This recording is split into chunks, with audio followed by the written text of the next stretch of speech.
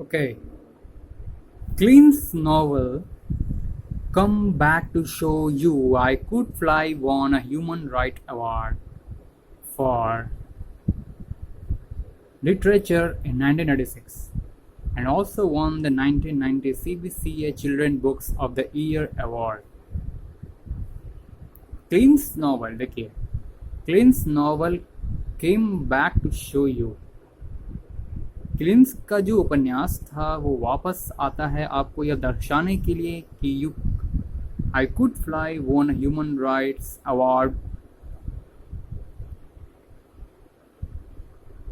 For literature 1996।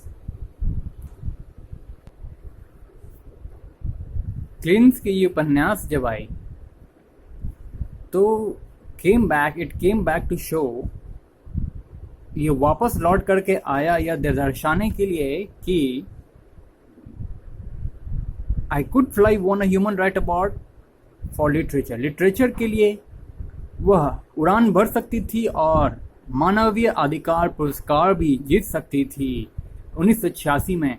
And she could also won the 1990 CBCA children books of the year award, 1990 का CBCA children book award भी वो प्राप्त कर सकती थी, उसे भी वो जीत कर सकती थी, हासिल कर सकती थी। टू द ओल्डर रीडर्स, पुराने पाठकों को, पढ़ने वालों को। इट वॉज फिल्म एज से अ लिटिल प्रेयर ऑन 1933, और इसे फिल्माया गया लिटिल प्रेयर से अ लिटिल प्रेयर के रूप में 1993 में। Several of other books have received award in Australia, बहुत सारे उनके अन्य पुस्तकों को सम्मानित किया गया ऑस्ट्रेलिया में, including the south Australian festival award for literature. South Australia festival award for literature, literature के लिए साउथ ऑस्ट्रेलियन फेस्टिवल अवार्ड का ऑर्गेनाइजेशन हुआ था, उसको जोड़ते हुए, सम्मिलित करते हुए। आप समझ रहे हैं ना, बहुत सारे इनके पुस्तकों को ऑस्ट्रेलिया में पुरस्कृत किया गया, नवाजा गया, सम्मानित किया गया, including south Australian festival award for literature. एक अवार्ड सेरेमनी था जिसका नाम था south Australian festival award for literature के क्षेत्र में, मतलब हाँ, लिटरेचर की जगत के लिए पुरस्कृत किया गया। विच सिमॉन, जिस south Australian festival award for literature के लिए जो ऑर्गेनाइज हुआ था, ये अवार्ड सेरेमनी ऑस्ट्रेलिया में जो लिटरेचर के क्षेत्र में अत्यंत विख्यात थी, कविता अर्थात विख्यात ऑथर के रूप में लिटरेचर के क्षेत्र में ये जो अवार्ड सेरेमनी ऑर्गेनाइज किया गया था, उसमें रॉबिन क्लीन 1998 में विजेता घोषित हुई।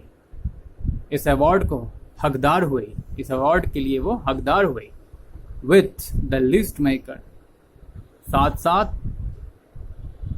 Including south Australian festival award for literature with the list maker,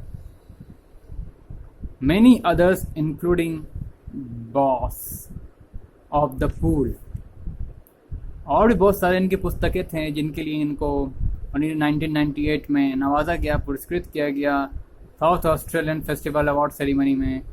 वो और भी कई अन्य इनके लिखे हुए पुस्तकें थे जिनमें से बास ऑफ द पूल भी था, हैव ऑल्सो वॉन और बीन शॉर्टलिस्टेड, जिसके लिए उसे पुरस्कृत किया गया या उसे चयनित किया गया, चुना गया।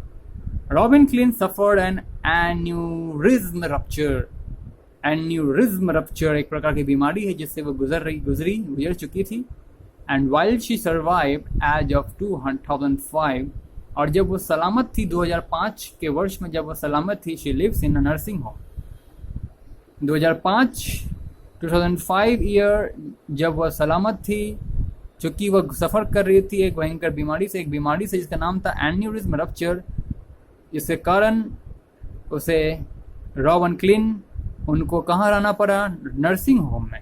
And is no longer able to write और do significant publicity work for books, जिसके वजह से इस बीमारी से गुजरने के कारण 2005 के वक्त जब वह नर्सिंग होम में भर्ती थी तो वह अधिक और अधिक अब किताबों को लिख नहीं सकती थी और do significant publicity work for books, और अपने किताबों के लिए महत्वपूर्ण प्रसिद्धि कार्य में भी सम्मिलित और अधिक नहीं हो सकती थी, क्योंकि वो एक बीमारी से गुजर रही थी।